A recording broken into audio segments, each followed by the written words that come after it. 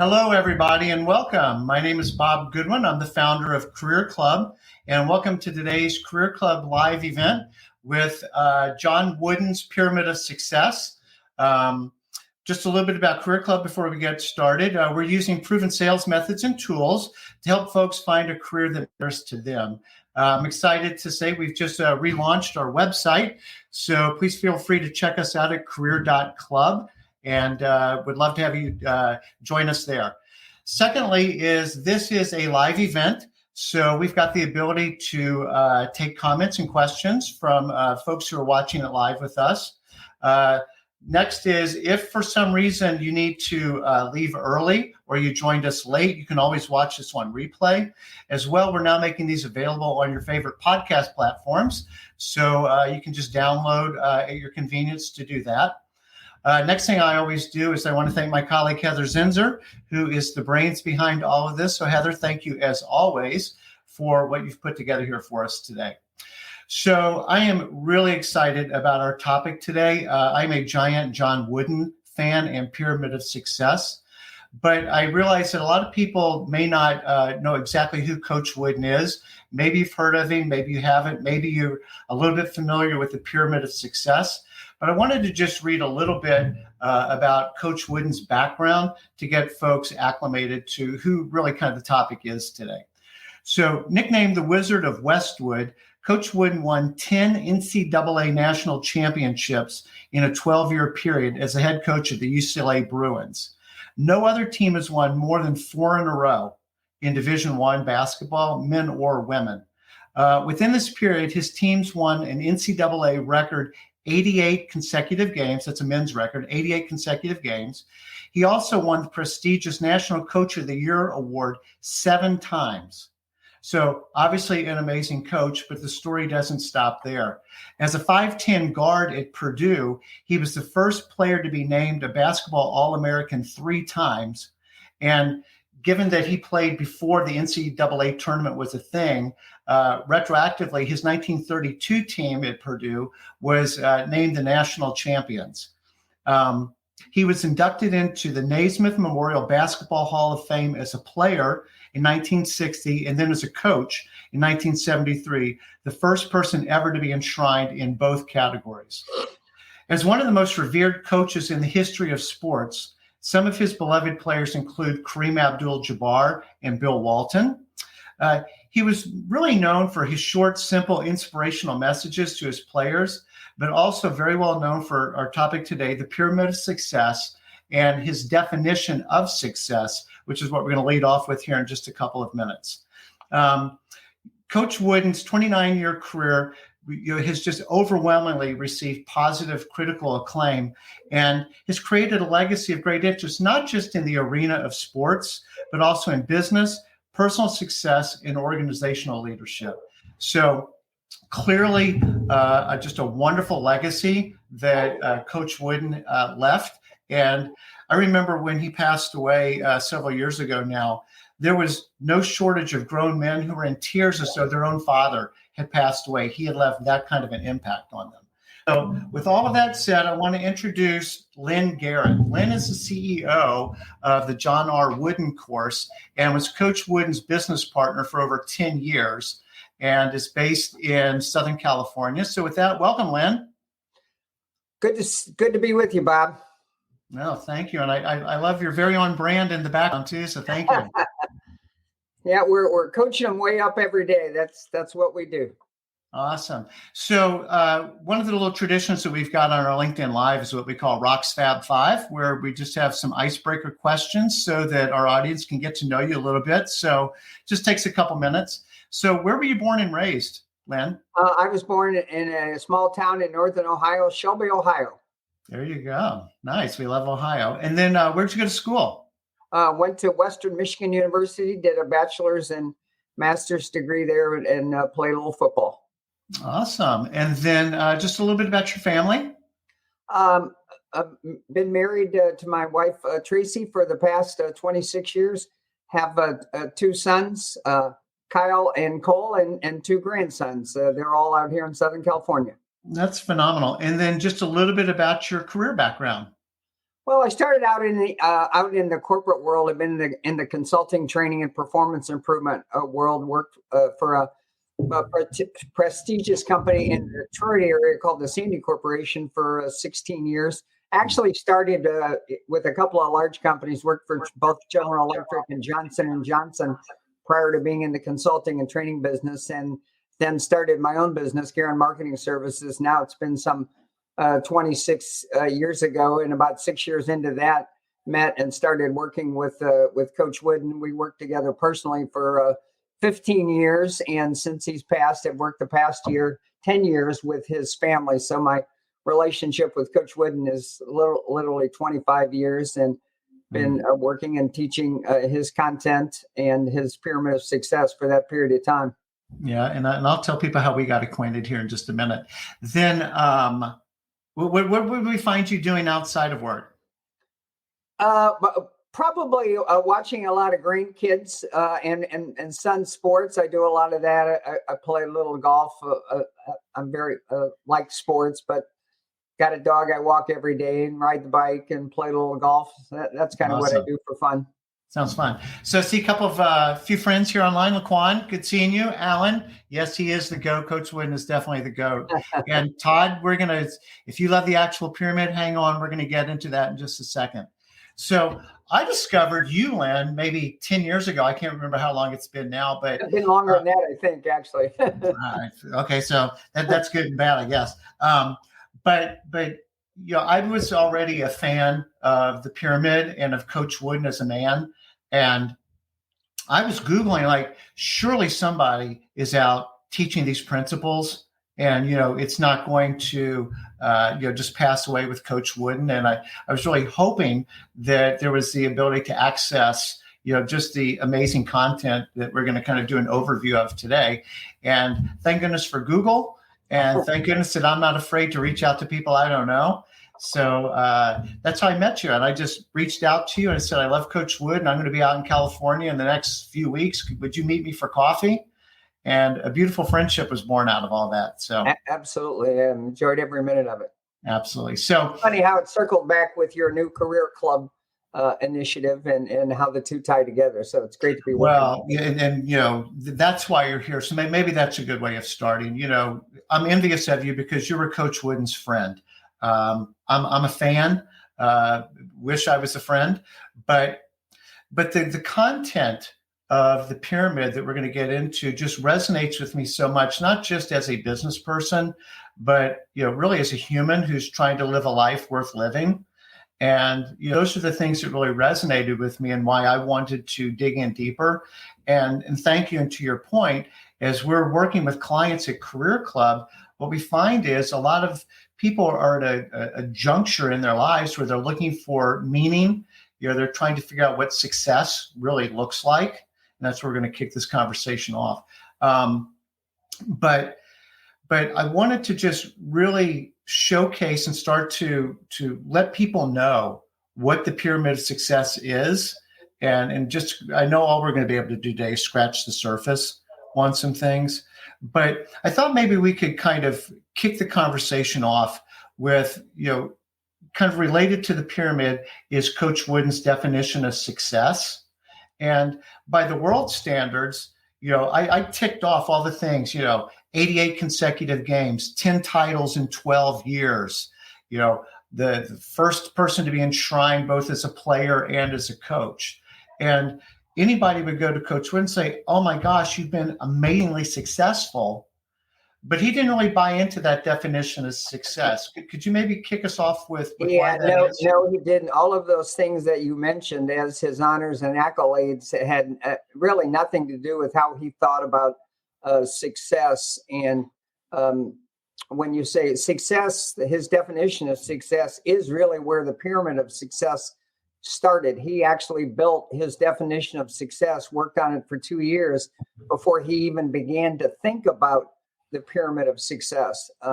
And he wrote a definition really thinking himself what it would take to be a better teacher and a better coach, and wanted a framework for how to do that. And thought about a number of things he'd learned primarily from his father. Simple things like never try to be better than someone else, but never cease to be the best that you can be.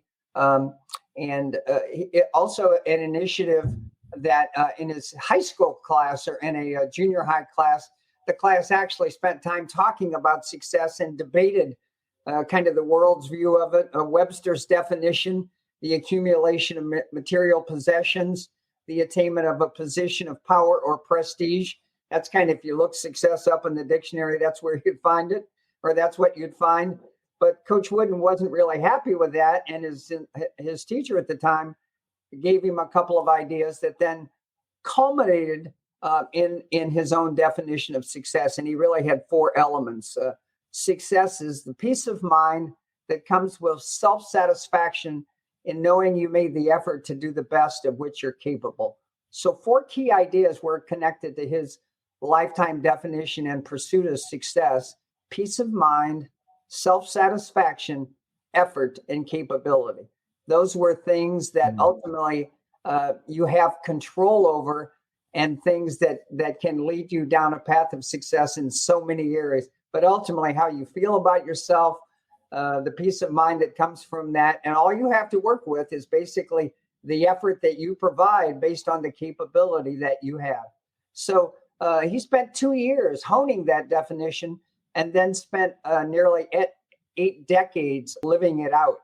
And there's no winning, there's no material possessions, there's nothing in that definition that strikes up, kind of with what the world's view of success is. But he really believed that was true success. And he put that at the top of his pyramid, and all of the blocks, all of the behaviors that the pyramid represents ultimately is targeted towards achieving success as he defined it.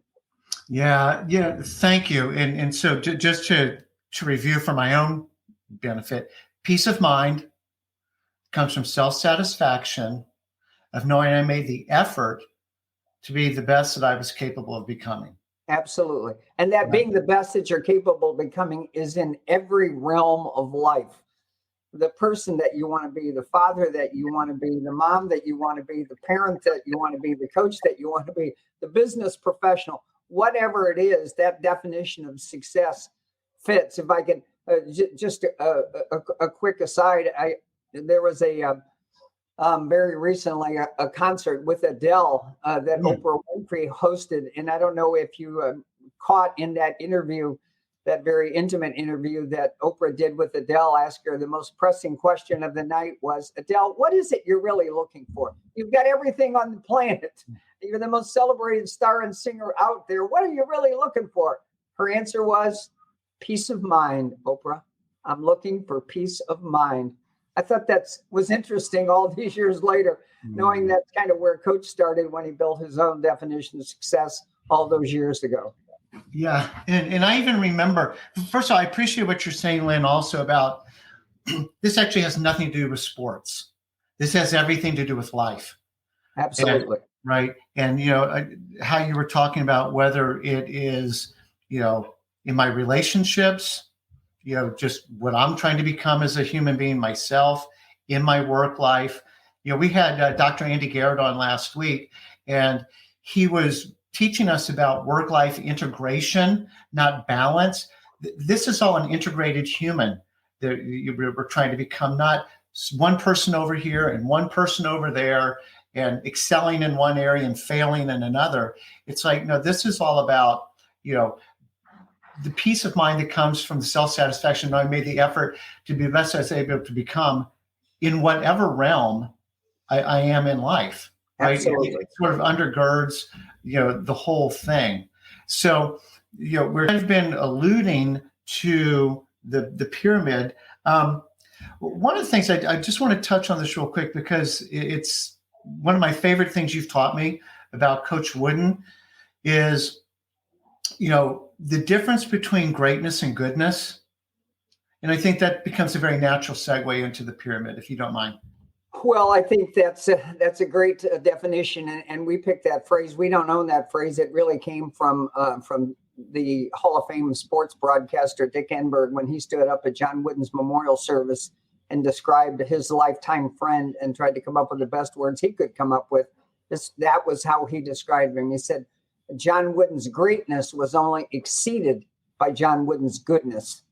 And ultimately, the man that he became and the person that he was even more important than all of the things that he accomplished, in the sports world. And that's really what the pyramid is all about. It's a definition for high quality, high character human performance on a day-to-day basis in every realm of your life. And that goodness, I believe that's why, grown men in their 60s were in tears, talking about Coach Wooden all these years later, from when they, were really spending all their time with him, because he touched them at that character level, not just as a UCLA Bruin. Yeah, he touched them at the life skills level, Bob. He taught them more about how to win in life than winning on the court. And that's what it was really all about. When you see pictures of Kareem Abdul-Jabbar walking his coach across the court when Coach was 96 years old, and they were celebrating a relationship now that had lasted for 50 years. And Kareem wrote 300 pages in a book, My 50 Years with John Wooden, which is a very powerful read. You understand the quality of relationships and life skills that got built. And that's our opportunity, really, with the pyramid. So with that said, maybe now's a good time then to introduce folks to the pyramid. So Heather, if we could do that and look at the full pyramid. Yeah, awesome. What's important to know about this, obviously, as you see the definition at the top, is he worked on this for 14 years. And I believe it's the most important part of John Wooden's legacy. I believe it's the most complete template of human behavior that's ever been constructed. It's a PhD class in human performance and human behavior. I've been studying it and looking at it now for over 20 years, and you never run out of insights and things that you can understand about yourself and the dynamics of behavior, whether it's your own life, it's your family, it's looking at a total organization. So think about that. You spend 14 years working on the best idea you've ever had, and you're able to get it down to one page, right? We hear the whole world talking about, a lot of companies talk about getting their employees on the same page. Well, the problem with that idea is nobody knows what page it is, right? Well, I think this is the page.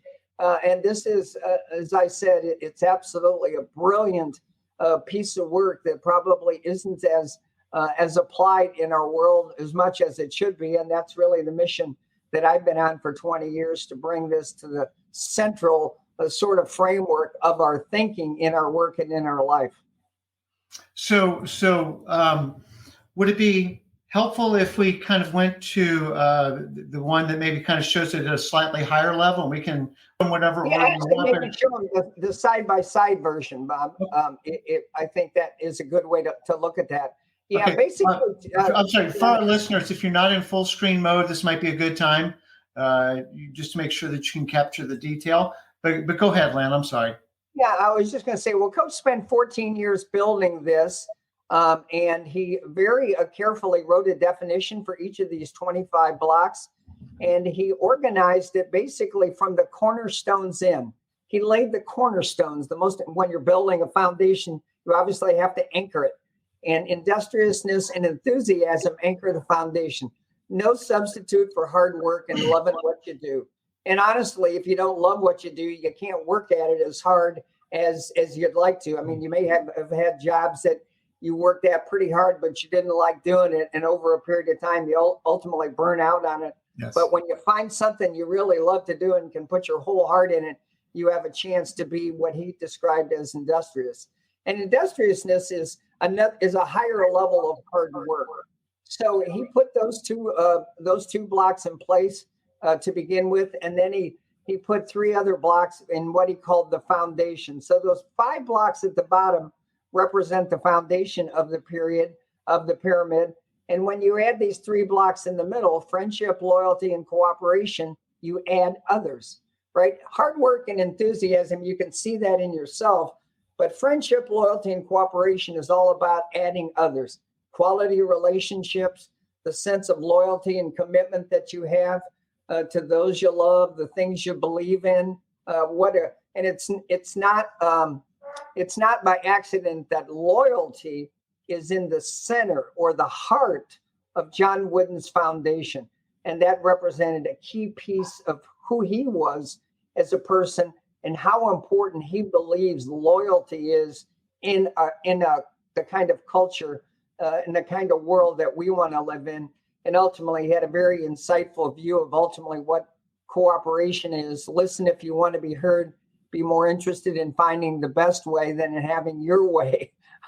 that really kind of changes everything in terms of people getting along. And from there, then he put these next 4 blocks, what we call the second tier: self-control, alertness, initiative, and intentness. You've got to be under control mentally and physically. You've got to be aware of what's going on around you and having a sense of alertness, your day-to-day radar, if you will, to see things differently and to see things maybe that other people don't see, or to see things before other people see them and understand them, which gives you a sense of personal momentum to take the initiative to do things that you have an opportunity to do in your life.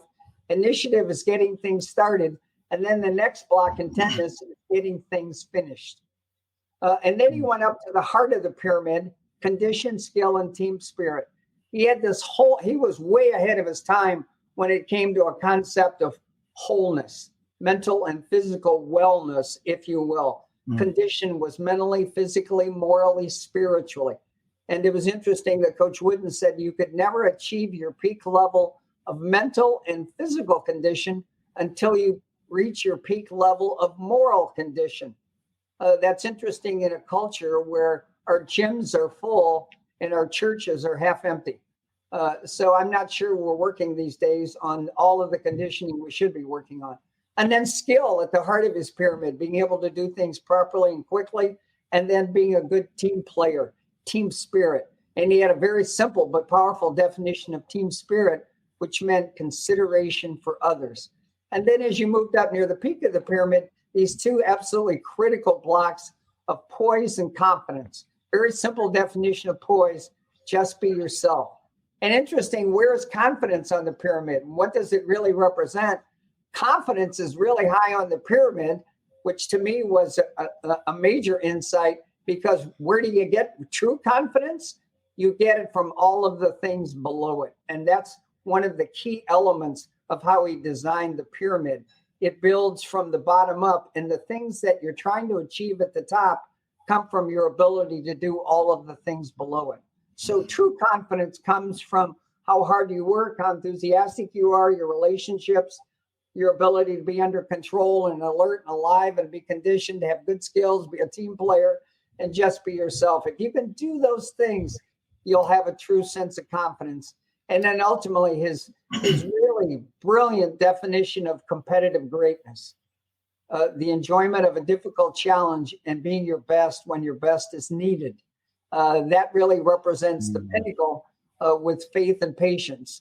Faith that things will work out as they should, provided you do what you should, and the patience that it takes. And isn't it interesting how far up on John Wooden's pyramid patience is, that it's at the very top? Because Coach Wooden says good things take time, and they should.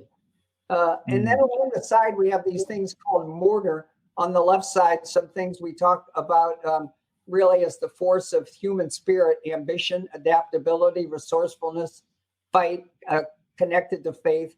And then the idea of character in your life, in your organization, in your family. And how does Coach Wooden define true character? Sincerity, honesty, reliability, and integrity. And then the patience it takes to work through those things to be the kind of person that you ultimately can be, that enables you to attain this level of success that Coach defined there. That's the high-paced, high-speed overview of the whole pyramid of success there in about 3 minutes. Well, that is, first of all, as a pastor friend of mine says, wow, that is, I mean, gosh, there's just so much. We could do 12 of these, events just to kind of break all this down. But, just because the foundation is the foundation, to your point, it like you said, he was so far ahead of, kind of modern organizational theory, if you will, but then also down to, everybody's talking about find your person, find your purpose, find your passion, right? And the cornerstones, you've got to be excited about what you're doing if you really are going to give it your all and really work hard at it. And then how it's relationships. Like, we don't do all this stuff by ourselves. But then, I'm going to go back to full screen mode myself here for a sec. There's the personal qualities of self-control, alertness, initiative, intentness. I mean, what company doesn't want those things in their, associates to be the great organization that they want to be? I'll stop right here because Lisa's got a question. She's got a great question. Yeah, Bob. Do you work up from the bottom or on the bricks you need to work on most? That's a great question. Thank you. Yes. And one of the questions you might ask is, well, how do I know where I am at on these particular things? We actually have something called the Individual Success Assessment that enables you in 7 to 10 minutes to determine exactly where you are on all of these. It's an assessment that gives you your own pyramid of success. Not do a commercial for it, but that whole idea of taking a good hard inside look at yourself and the blocks of the pyramid is the best place to start. So go to her question. You can really do either one. This has been taught in a number of ways, a block at a time, or starting with your strengths, or starting with your opportunities. We don't use the term weaknesses. They don't represent weaknesses. They really represent opportunities to get better and to improve. So you can approach it either way. The other important idea here connected to that is to understand the interrelationships of the blocks, not just individually. They do stand alone, and you want to powerfully develop the behavior of the individual block, but you want to understand also how the blocks fit. As an example, I'll just take two, like industriousness and friendship. Why would Coach Wooden put hard work right next to friendship? The reason is it takes a lot of hard work to have really good friends. And if you're going to get and keep friends, it's something you've really got to work at. And people, friends, invest in each other and work hard to maintain and develop their friendships. And oh, by the way, connected to loyalty, you're more likely to be loyal, right, to friends that you have than strangers. So again, the 20 years that we've been looking at this, the next generation of studying it block by block, or studying your strengths, studying your opportunities, is then looking at the interrelationships of all of these behaviors. That's why I like to say it literally is a PhD class on human behavior. So going back to Lisa's question, I mean, if we think about how a pyramid gets built, I mean, it gets built from the bottom up, right? Right. And, if, poise, confidence, competitive greatness, it's kind of hard to have that if the foundation is shaky. That is absolutely right. So you want to try to build the strength from the bottom. Ultimately, that's how you're going to be more able to accomplish the blocks and the behaviors at the top. This is a little off script, but it's kind of to the point of fundamentals. Do you mind telling the story about the first day of practice and shoelaces? Yeah, well, John Wooden was such he believed that everything came from the ability to teach the fundamentals well. He really tried to keep the game of basketball pretty simple. The game of life isn't very simple, but he certainly tried to find a way he had ability to communicate that helped you understand things. So he taught things literally from the very basics. And one of the great stories is he started every practice for 27 years teaching his basketball team how to put on their shoes and socks. Grown men who had been putting on their shoes and socks for 18 or 19 years, now were being taught how to do it.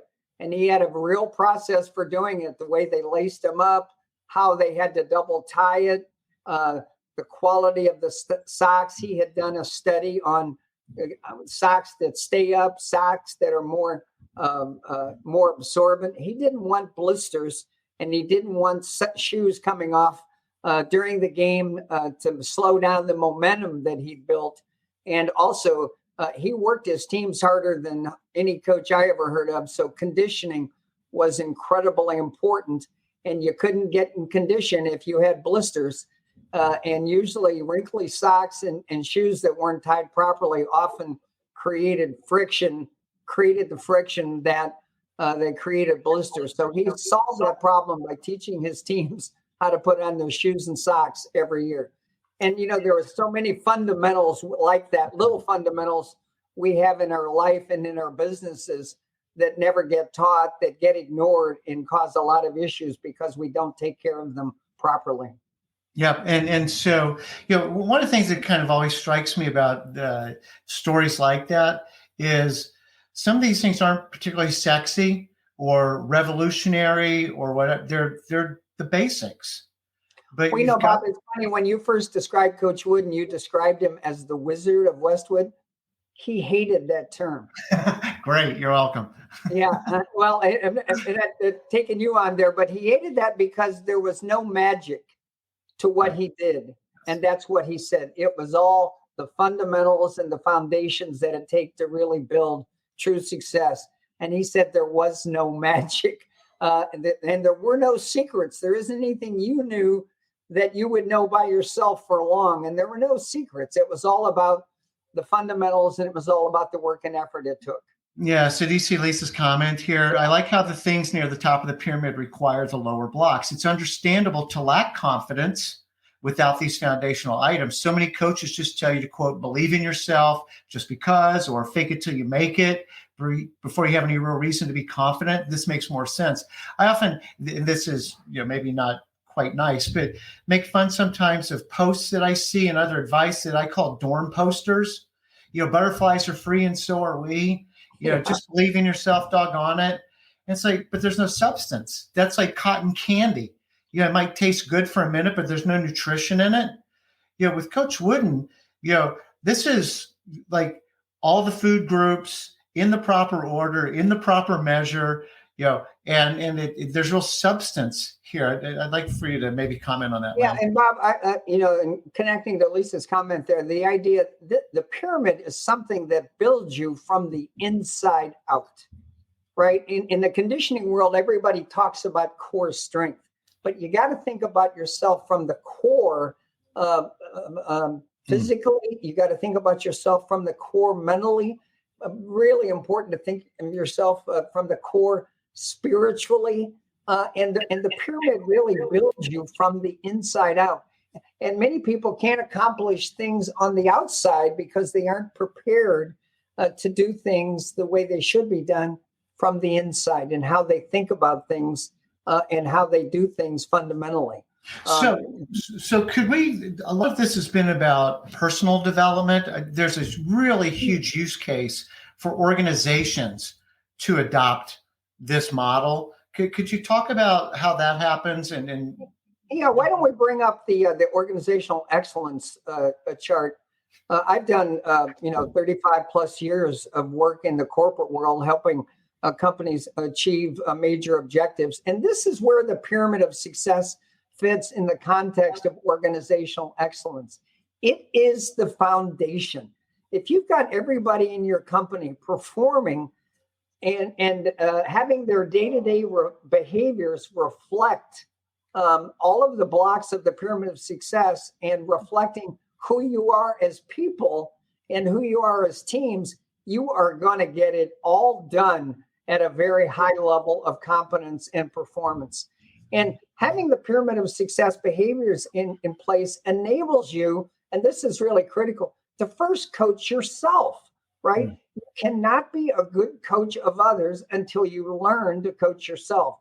And a big part of the brilliance of Wooden was his ability to coach himself, and the process that he used, the quality of his thinking, the example he set every day, the teaching. He described himself as just a teacher, and those things enabled him to be a good leader and ultimately to be the kind of mentor that people wanted to work with. But he also was very intentional in having 8 or 9 or 10 significant mentors in his own life. Well, that kind of self-coaching can drive personal performance, make you a more effective leader, and enable you then to create a good team that's performing at a higher level. And at the same time, you're creating the culture and competence you're looking for. And you ultimately have a team that is high character and very considerate of others. You know, it's interesting, Bob, that we would even put that word on this chart because it was so important in Coach Wooden's life. And to me, this was literally earth-shattering when John Wooden was always asked. I interviewed him in public many, many times when he was always asked, Coach, how do you want to be remembered? You know, what is your legacy? He had a very simple phrase. He said, I would like to be remembered as someone who is considerate of others.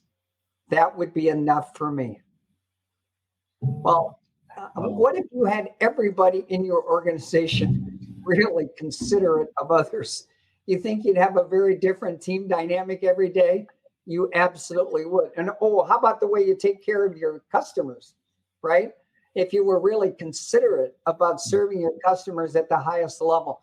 That's why ultimately these things come together with the pyramid as the day-to-day behavior that can drive your ability to coach yourself, perform at a high level, be an effective leader, and ultimately create a team that can do all these things as well. And when you've got these things in place, you're going to have an excellent organization. You're going to have an organization that can accomplish both greatness in the marketplace and goodness in their life and the world in which they live.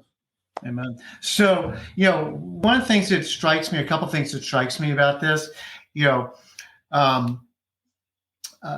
as an employee, you know, I would be very, you know, people want to know about what are the values of a company, what's the company culture like, what's the leadership style here. And when not a model like this, when this model gets adopted, now we've got a common vocabulary for things, a common understanding of what those words actually mean, that we're able to implement and execute them, you know, consistently. And so that, you know, if I was interviewing with a company and they said that, you know, integrity was a core value, then I could say, well, then, you know, how that's kind of easy to say, harder to prove. How do you see integrity playing out in this corporate culture, you know, on a day-to-day basis? And you would hope that a company that had adopted this model would be anybody in that company could answer that question, right? Or have team spirit or skill or take any of the blocks. That's one. The other thing you and I talked about kind of preparing for this, and I think it might be interesting for you to maybe riff on this for a second, is when you're asked to write a referral or do a performance review. You know where I'm going with that. Do you mind picking that up? No, absolutely. Yeah, it's a perfect blueprint. Let's say you had to write a recommendation for a young person who was applying to West Point, and you had to come up with a great application. How would you describe them? Well, if you use the pyramid as your outline to do that, you could describe how hard the young person works, the quality of relationships they had, the loyalty that they displayed, the way that you could go right up the pyramid to the point where how they enjoyed a difficult challenge and they were always their best. I mean, you would describe somebody that the doors would fly open and this person would be accepted. As you say that, Bob, it's also, if you think about, well, what if everybody we recruited in our company had these behaviors? What if we used this as a tool to analyze the people that are coming through the door and we're looking for evidence of these behaviors? What if we use this as a tool to evaluate the performance of our people? And oh, by the way, there are now companies that are beginning to use the pyramid for just those intentions. My business partner has a company with a large company, and that's exactly what he does. He recruits all of his people, and he's in the high-tech business. All of his people using the pyramid, and their evaluation system is built on all the blocks of the pyramid.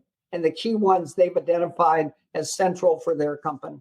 That's kind of also one of the other key things is this can be applied in total, or I could give you a couple of very good examples. We actually have one, Bob, if you want to bring up, if you want to show the Los Angeles Rams, why don't we just show that? Okay, this one hurts a little bit, Lynn, if I'm being honest. I know. Cincinnati. Go ahead.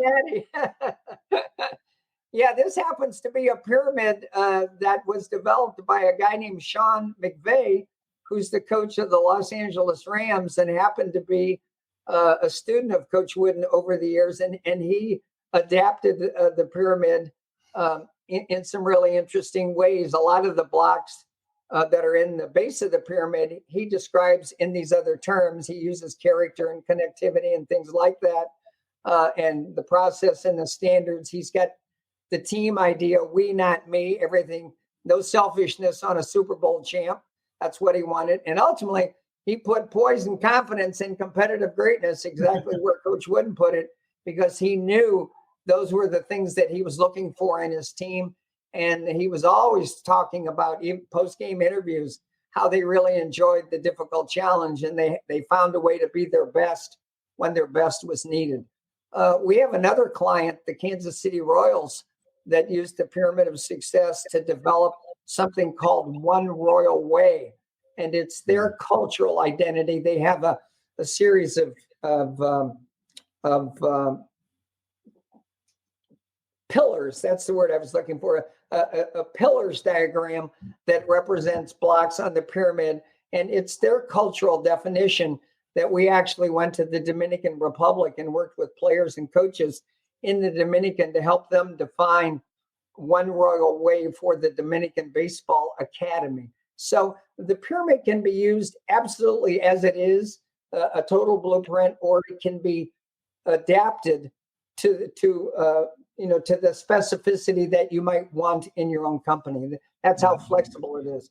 It's the ultimate filter for thinking through and talking through all of these behaviors that ultimately you need to be successful. Well, the other place, and we will start wrapping this up in just a second, but I also think about clients, candidates who are interviewing for jobs. And an interview is a very nerve-wracking thing for a lot of people. And one of the things that we try and coach people around is convictions lead to clarity. Clarity leads to confidence, and confidence is contagious. And again, it's these character qualities, knowing what you believe, being true to yourself, having the peace of mind of knowing that I'm being, making the best out of what I can become. And then, when it's time to show up and deliver, game time, showing up with poise and confidence. And those are winsome qualities when you're interviewing somebody. But the confidence is, to Lisa's earlier point, they're grounded in reality. So when somebody asks, well, tell me about a time when you seem to be very confident, Bob. Why is that? Glad you asked, Lynn. And you've got very specific things that you can point to, because there's a process that leads to that poise, that confidence. And, I just find that, this framework, just has so much applicability because it changes us as a human. Go ahead. Yeah, go back to slide 1 where we have the two pyramids side by side. Yeah. Again, as you're describing that, Coach Wooden had this great phrase: failure to prepare is preparing to fail.